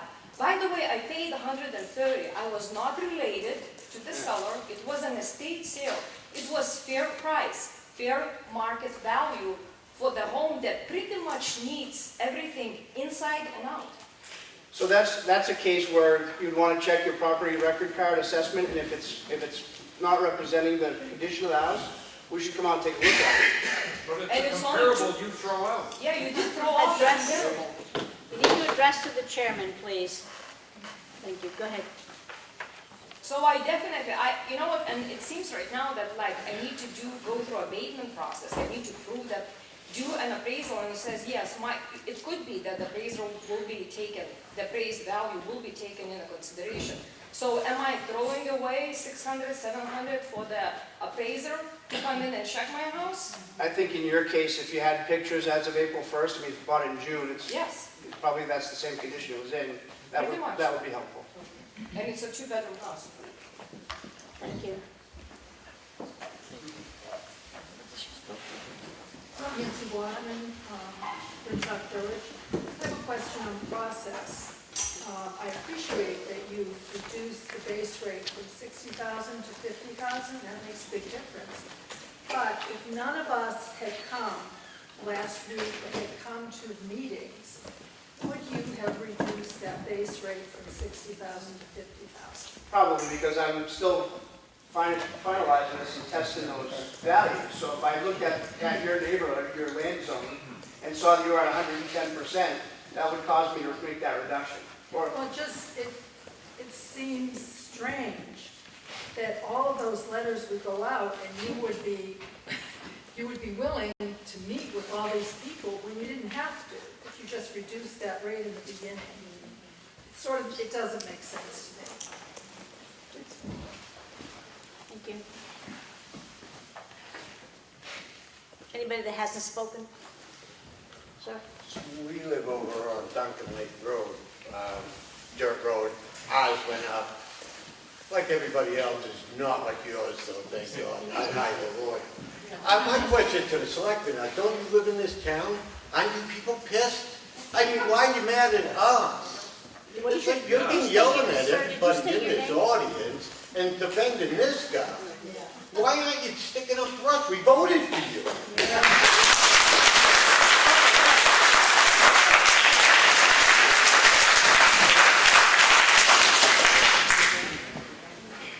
Your name, sir? Mark Bissett, and I live in Soaring Heights, and I am on the runway. So I bought my house in 2016, December of 2016, but I think it was just before your sales record, which I think you said was October. About a year, yeah. Yeah. And I know it was on the market for about 2 years, and I don't have any problem with, I assume the assessment would go up if you haven't done it in 5 years. It's going to go up. But in your quantitative analysis, I'm not going to dispute based on actual sales. I get you only have so much to work with. But my house I bought for $260 in December of 2016. I know it was on the market for a couple of years. A lot of the guys here know the particular house. It is mid-runway. It's a nice spot, but you got it at 404. If I go back to your number of the town going up 20%, that puts me at about 311. Which was actually my assessment the last 5 years. So my assessment went up about 90,000. So my guess is that the error maybe in your calculation is in your land value curve, and then maybe you've got us a little, waterfront property is clearly the high demand. You have a huge market for that. Everybody wants waterfront. Aviation, for us that are pilot enthusiasts, we have a demand for it, but it's a small segment of the overall population. And then being that we're 2 hours from Boston, you're not a suburb of Boston. So, I don't know, that's my suspect that maybe we're just below water when in fact our land value shouldn't quite be that high because as everybody here has touched on, properties are staying on the market 2 and 3 years. If I look at Realtor.com right now, which I did before I came over, my place is valued at about $284. If I look at Zillow, which Paula and the other realtors in here will tell you is always overinflated, they got me at about 318, but the assessment came in at 404. So, and my land value, I'm pretty sure about doubled from 70 to 142. So I think, I'm just speculating.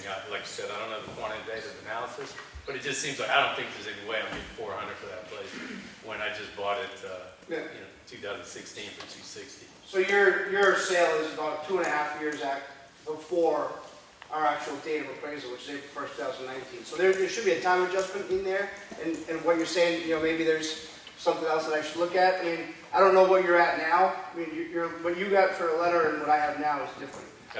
All I can say again is that the ratios of your areas are under 100% compared to the selling price. So your cherry picked. Some at 90, some at 99. Vacant land is less, and that's what I know. I know what the sales were, and that's what I know. Yeah, I agree. You should base it on your actual sales, and that's your limited scope of data. I just think maybe the data scope. And it's always going to be a lagging indicator because we're talking about history. But I don't know what Realtor or Zillow uses, but they come up with numbers based on something. Paula can probably speak to that. And when it's $100 grand less, there's something. It just seems like something's off there. Someone that hasn't spoken before, sir? Yes. Matt Ham, Winsock Village. It seems like a lot of the properties that Bob has been using the term cherry pick, and I think that's a good term. Anybody can throw their house on the market for whatever ridiculous price they want, and after a year or 2 or 3, find somebody that has so much money or not quite enough judgment to pay that value, and those are the properties that you're selecting. And at the very beginning, you seem to come into it with a little bit of a misunderstanding, because one of the things you said at the beginning was, well, a house is a house, this one or that one, no matter where it is in Ossipee, that should be the same, whether it's in the air park or not in the air park. Well, that from the very beginning kind of said to me that you don't understand the market in Winsock Village because the properties are difficult to sell. People don't want to live in an air park like they want to live in many other parts of Ossipee. And some people have mentioned the out-of-the-country buyers or whatever, but I do believe there was a semi-fair famous American that bought a lot for what I thought was way too much, but good for the seller, and if that's what's worth to him individually, great for him. But generally speaking, across the board, it sounds like you're taking a sample of 3 cherry-picked sales and using them to increase everybody's assessment. I'll yield my time to the next person. That's the one. The questions that are coming up are the questions that have been answered over and over and over again. So does somebody have something new and that has not spoken? Can I add one more thing that I forgot? I think I still have a minute or so. You have about 40 seconds. Go ahead. Okay. We were, like Bob said, we were here 5 years ago. We're here again now. Maybe in 5 years we could do something so that we're not in this situation again. Maybe we can get a different contractor. Maybe we can use a different algorithm. But it's kind of aggravating to back here every 5 years to go through the same thing. Thank you. Have you spoken before? No, I haven't. And you have a new question? I do. Okay. It's just Yeah, an state your observation. name. My name is Jim Warren. I live in Woonsock Village, Thank you. Soaring Heights site. The question here is to the appraiser or who you might have had work. Had you noticed when you came into the Soaring Heights, the developer's property was probably the first property on the left. There's a sign up there that lists lots available in Soaring Heights for the sum of $20,000. 12. And they're not sold. 12. Yeah, I think he's got 8 left. Wouldn't you think that would log into memory that? Well, I think he just sold them like last week or the week before that. So he Yeah, sold well, 4. fire sale. Yeah. I haven't seen those. We haven't got those sales yet. They're all wonderful lots. There are no bad lots in None on a runway or a taxiway, I don't believe. Doesn't matter.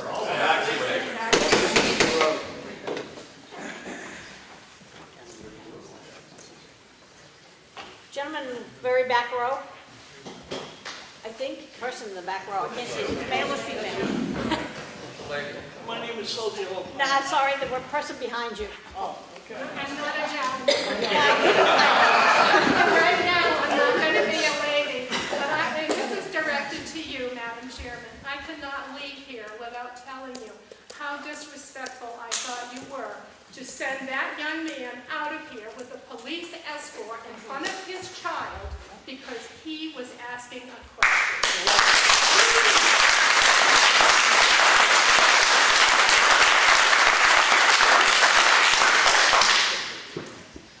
Now it's your turn, sir. Okay.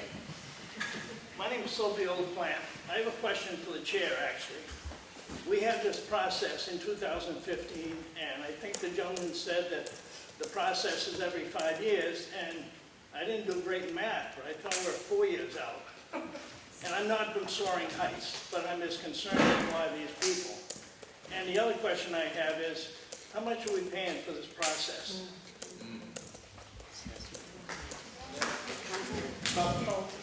About $17.50 a parcel is the cost. How about a total number? It's just under 100,000. Is it 4 years out? So yeah, so the law says you have to revalue it at least every 5 years. The Constitution says that too, the state constitution. But you can do it more frequently. And in this town's case, the numbers, the market had changed in the 4 years that you were starting to get a spread. So you had, you know, if the town went up 20%, you know, some properties, you know, everybody started in 2015 at around 95% of market value then.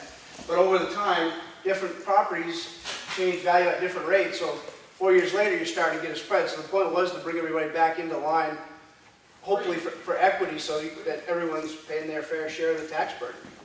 Just a closing remark, if that's the case, then you should be doing Woonsock Village and the other place every 10 years, so you'd have comparables. Well, they have to be done every 5 by Constitution. You get statute. Your name, sir? Paul Russo, I'm over on 30 Logan Way. Bob Costello mentioned that 5 years ago you went through a negotiated settlement. Is there any reason why I can't do that now and avoid the whole abatement process? That's a real pain in the butt. 5 years ago, 10 years ago, it's every time we do a revaluation. What I'm saying is, why not appoint representatives from each community to sit down with you and do this online? Because clearly, this doesn't, you know, in the corporate world, we look at this situation and say it doesn't quite pass the sniff test here. You can't have one segment of the community that's property values have gone up 20% and in a small neighborhood that's gone up twice than that. Okay?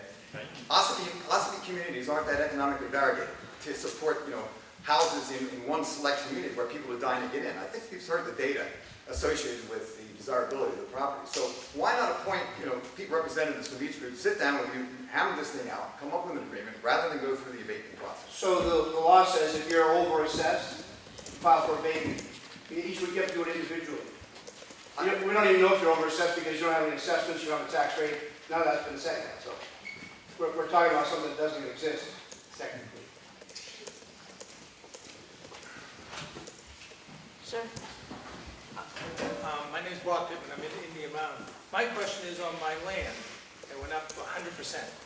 And my question, and I look at it and say, so are you essentially saying that someone made a mistake the last time they did it? Because obviously, if you look at it for 4 years, the value of land hasn't gone up by 25% per year. So what we're seeing is the waterfront, or the water-affected properties are going up faster than the rest of the town. I'm not on the water. But you have water, you have beach rights over there, I believe, don't you? Yeah. So that's water access. So they made a mistake 4 years ago? 4 years ago, it was market value, but the market changed over 4 years. 25% a year? Well, I mean, it's possible. I guess my question is, even the way you said that, it's possible. I don't think you believe that it's real. And the problem, I think, from other people too, is they just go through this process, and the answer is at the end, and I understand how towns work, you can file for an abatement. Well, you're paying, and then you say, okay, give me money. You're behind the 8 ball at that point. right, that's the law. I know, I understand, but that's why people get it. I think, again, like the situation, I can't believe the value of the land went up 25% per year. So the question that I usually ask is our assessment indicative of market value as of April 1st, 2019 for your property? Yeah. No way. Maybe. That's, Sir, you need to address the chairman. Sir, don't answer that. New question?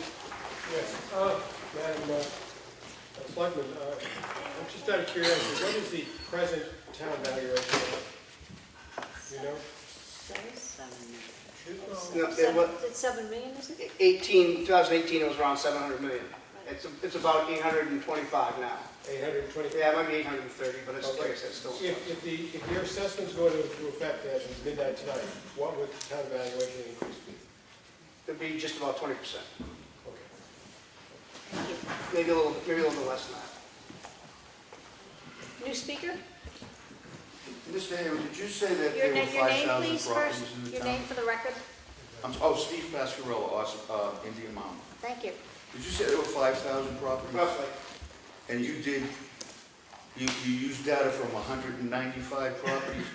So we had 195 sales that I used as benchmarks. For Less than 5% of the total.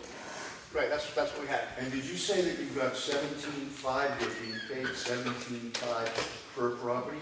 $17.50. Oh, 17.50, okay. Now I understand. It's not a bad deal. Okay. Just to make a statement, the people from Woonsock Village and the other one, Soaring Heights, you're not the only ones. I'm in Indian Mountain, the land value doubled, the value of the house itself went up, I don't know, 20%. So I just don't understand. We are a third of an acre lots, and you have them valued at $75,000. Does that mean that an acre is? Yeah, it doesn't make any sense. No, and as I said earlier, is you don't use the acre per acre because it's per site. So if I have a third of an acre home site, that's where the value is. It's not half the value, it's not a third of the value of an acre. It's something close to it. It's maybe less than an acre, but it's not, an acre might be 75,000 in your neighborhood. I'm just giving round numbers. A third of an acre might be 67.5. Yeah, just to add one other thing, there's a gentleman over here that said basically, any property is only worth what a willing buyer is willing to spend. And there is no way in Indian Mountain you're going to get 75,000 for a lot. No, but I do believe we have some improved property sales over there that I'm pretty sure I'm pretty close to what they sold for. Well, I'll have to make an appointment with you when we discuss it. Any new questions? I think we've pretty much. Mr. Hayward, is that correct? That's correct. Could you state My your name name, is- sir, please? Pardon? State your name for us. My name is Dave Allen. I'm in Soaring Heights, and I am on the runway. You talk about an area, in this area. What does that area include? Does it include Conway, North Conway? The sales I had was Ossipee. I'm sorry, say again? The sales I used were in Ossipee. In Ossipee? Yes. Okay. But no other area? No. Okay. You belong, you're a partner in a corporation or an LLC, is that The correct? firm is mine, yep, that's right. And it says that you do you do your business in the Boston area and around. I have 11 towns in New Hampshire that I've This ain't the Boston area, Mr. Right. Haywood.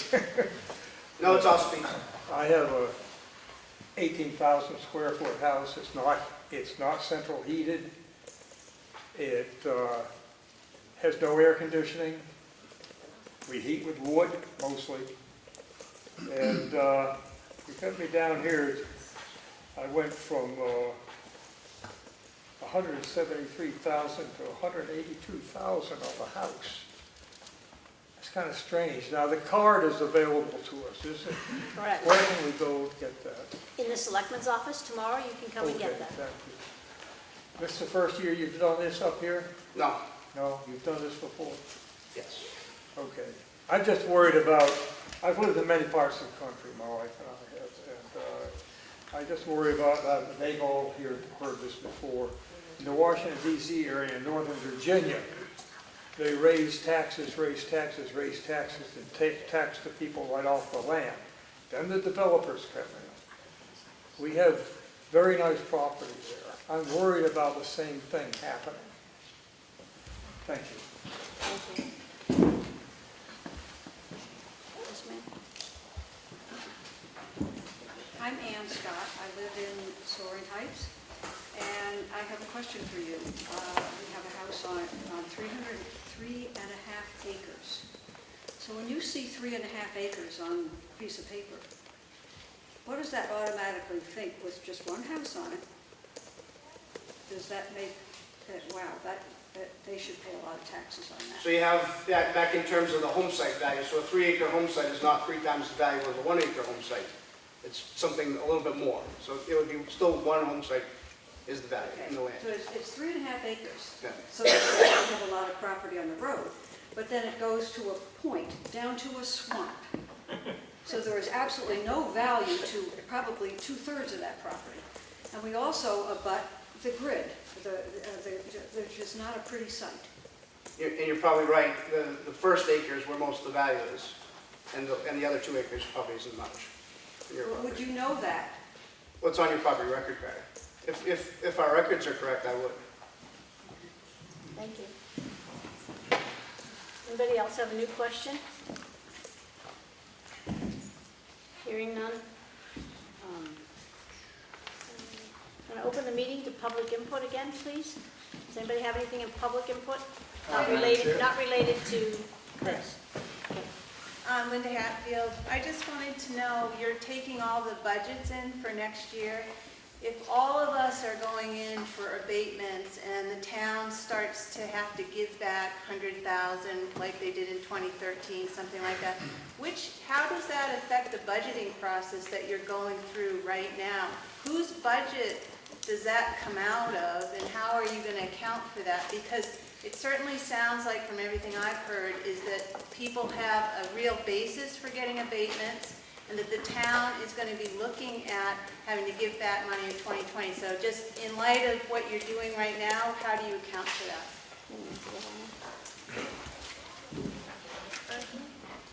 It's all figured into when we set the town tax rate. I mean, technically, the budget that we've been operating on for this year, the tax rate or the tax commitment is finalized when they set the tax rate in the fall. So technically, we're going to be addressing this next year for the new assessments. There is a percentage that's factored into that. It's considered overlay. So it would be money that's given back into backing property tax abatement. So we try to calculate based on what happened in the prior year or what we're looking for if there's a lot of contested values. We try to set a figure when we set that tax rate of what that would be that we'd give back in tax dollars. So on average, we calculate anywhere from $40,000 to $100,000 per year when they set that tax rate. So you're gonna set our tax rate higher to account for the abates? No, that's not what I'm saying. There's a number that's figured into the tax rate calculation for the overlay, which would be the money given back in abatements. And are you gonna do anything different for this year, knowing what you know? Because it certainly doesn't sound like it's gonna be an average year. That's up to the Board of Selectmen when we get to the tax rate setting process. Hopefully when this process, when the revaluation and the values are set, then we can move forward into that tax rate setting process and they'll be able to determine it from And there. will that be an agenda item? The tax rate setting is not an agenda item. It's something that's done. We do it with the Department of Revenue, and as soon as we hit our spot in the queue along all the other municipalities in the state, then it pretty much needs to be done as quickly as possible.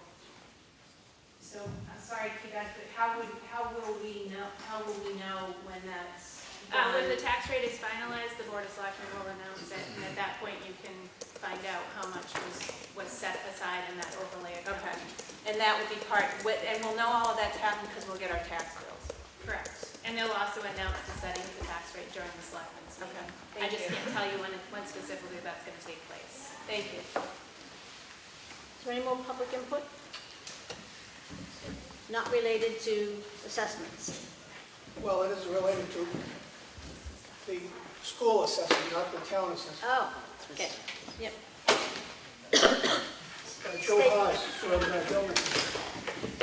Thank you for voting last time. I think it was for sending a request to the DRA or the BTL, Board of Tax and Land Appeals. Because actually I did some research and I found out that you can't really petition the Board of Tax and Land Appeals on other than the town tax rate. So if the people don't like the town tax rate, they can ask you to do a petition, and it has to be signed by 50 people here to put it through with the $65 fee. That's on the town tax rate. So what about the school? Well, on the school, that's what I wanted to talk to you about, is could you reword the request to look into the school tax, local school tax from the DRA?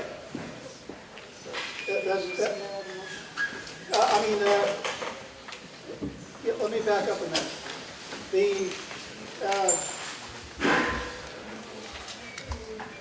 What I did, I looked at, the last time I made a recommendation, I said, well, perhaps you could contact the New Hampshire Municipal Association to look into the legalities of it. And I looked into the legalities of it, and I found out that that is the only thing you could do on a petition, is the town tax rate. On the school, I thought, there was a paragraph 1 or paragraph 2. And then if you look in the rules, it comes into more detailed information. That's where it only deals with the town tax rate. 50 people, if they don't like it, they can petition you, and then you would send it down to DRA. Right, I understand that. You're talking about the town, or you're talking about the school? We're talking about the school now. So Okay, well, the school, I guess I repeated myself. Sorry about that. That's all right. I'm trying to think of the email that I sent to you.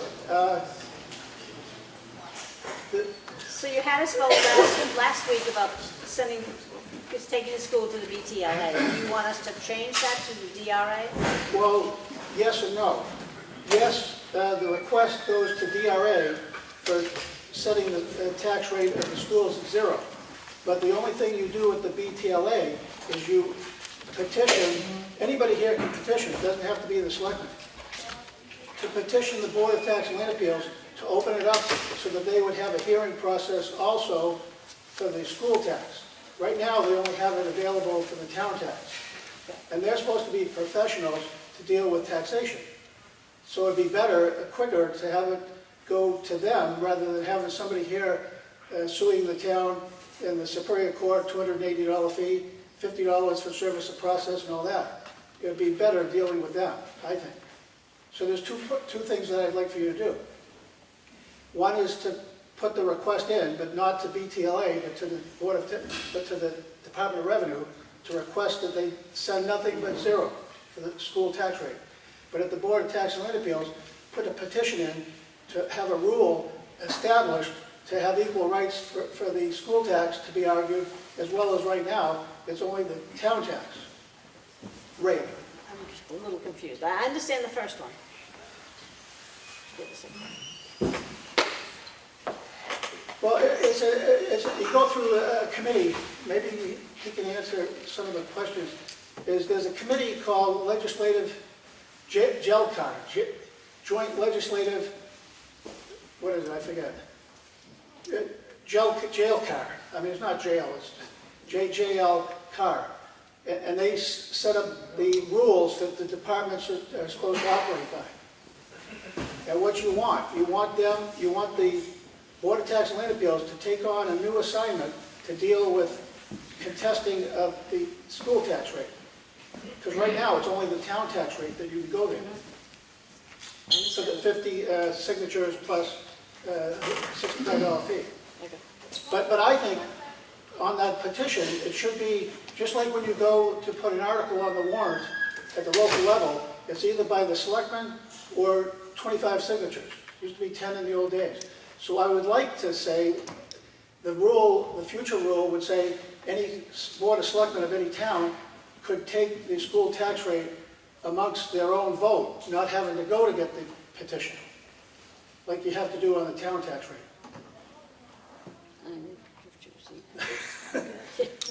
Do you understand that? A little bit. I'm not sure I understand. So the bottom line is, keep the request that you did last time, but change it from BTLA to DRA.